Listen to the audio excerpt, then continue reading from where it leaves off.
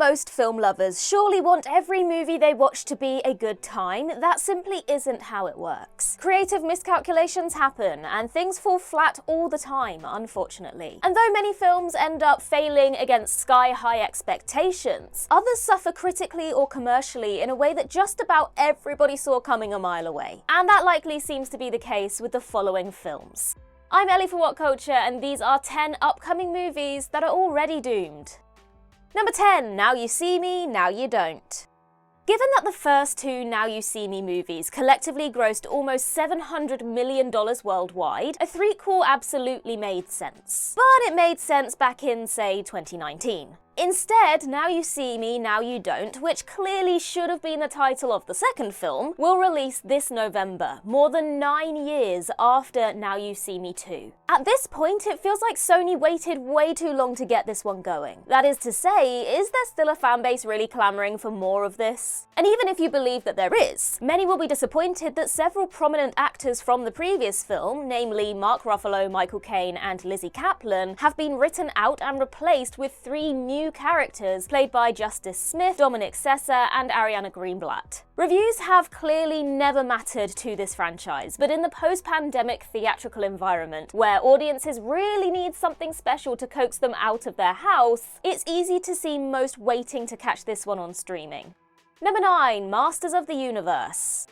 Even though IP is everything in 2025, does a big-budget live-action He-Man movie really make much sense? A reported $200 million has been dropped on the currently shooting Masters of the Universe, which, beyond its monstrous budget, is making the highly unpopular choice to shift the setting away from He-Man's home planet of Eternia to Earth instead. Leaked set photos haven't exactly gotten the fanbase enthused either. And then there's the elephant in the room that is Jared Leto's casting as He-Man's arch-nemesis Skeletor. Were it not for Travis Knight serving as director, there'd be virtually nothing to be optimistic about here. But even if Masters of the Universe actually somehow turns out well, it's tougher to picture it grossing the $500 million plus that it would need to be commercially successful and ensure a sequel. After all, younger generations have little affinity for He-Man, and nostalgia can only take an IP so far if it isn't actively courting new fans.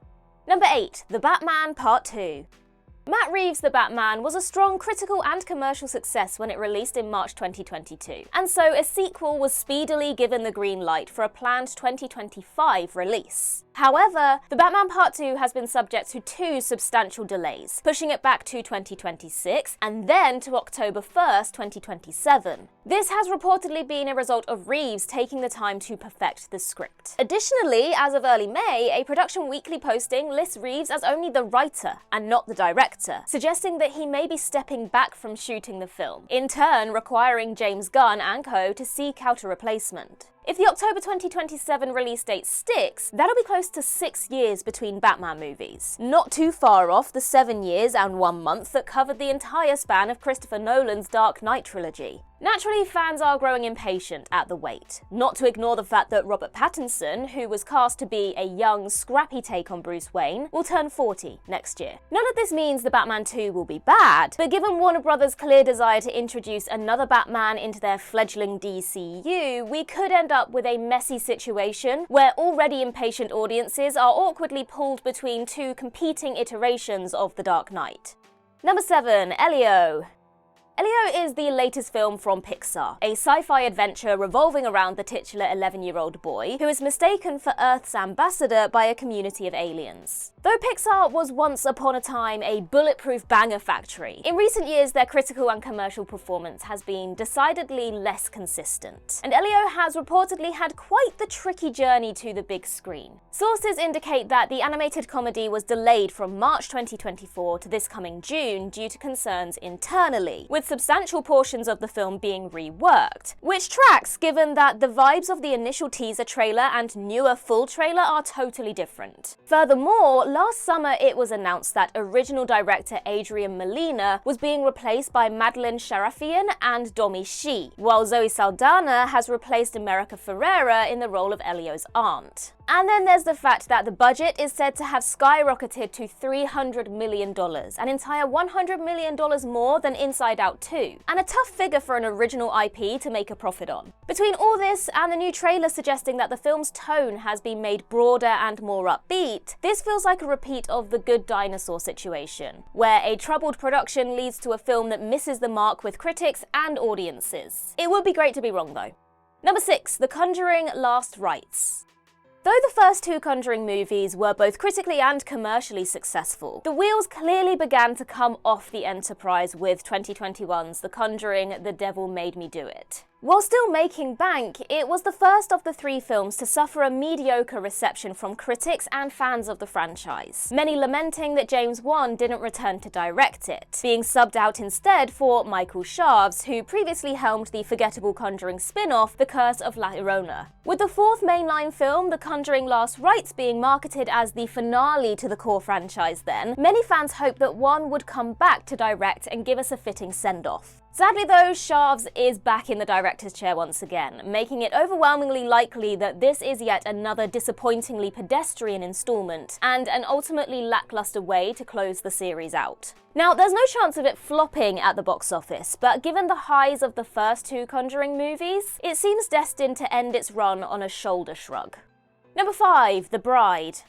The Bride is a radical musical reimagining of James Whale's 1935 film Bride of Frankenstein, and given that it's being written and directed by Maggie Gyllenhaal, whose debut, The Lost Daughter, nabbed 3 Oscar nods in 2022, and will star Jessie Buckley and Christian Bale, it immediately became a strong awards prospect. Though originally set to release this coming September, the film has been delayed twice, shifting most recently from October of this year to March 2026. Warner Brothers deciding to nudge the film out of an Oscar-friendly release date immediately has some concern, combined with reports of numerous poor test screenings and the studio allegedly scrambling to fix it in post. With word suggesting that The Bride is a rather uncommercial retelling of Bride of Frankenstein, Warner Brothers is likely going to struggle to recoup their $80 million budget on this one, and going by the screenings reports, it sounds like it's going to be majorly divisive on the whole.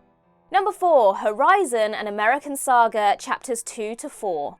The first chapter of Kevin Costner's 4-part Western saga Horizon was released last summer to mixed reviews while flopping at the box office. Though this seemed to cast the future of the franchise in doubt, Costner had already shot Chapter 2, which despite premiering at the Venice Film Festival last September is still without a release date, with distributors trying to figure out the best way to release it. Mixed reviews out of Venice didn't help its chances much. As for Chapter 3, well, only 9 days of footage were filmed before industry strike action shut production down last May, and a year later it still hasn't resumed shooting as the series' overall future remains in doubt. Costner insists that the 2 remaining films will be completed, though given their clear lack of commercial potential, it's tough to see how, especially with Costner apparently turning down partnership offers from both Amazon and Netflix. And if all this isn't bad enough, Costner is currently in the midst of a legal dispute with New Line Cinema over funding for the franchise, with Costner having invested $50 million of his own money to bring it to fruition. What a mess. Though Chapter 2 will almost certainly be released, eventually, given that it's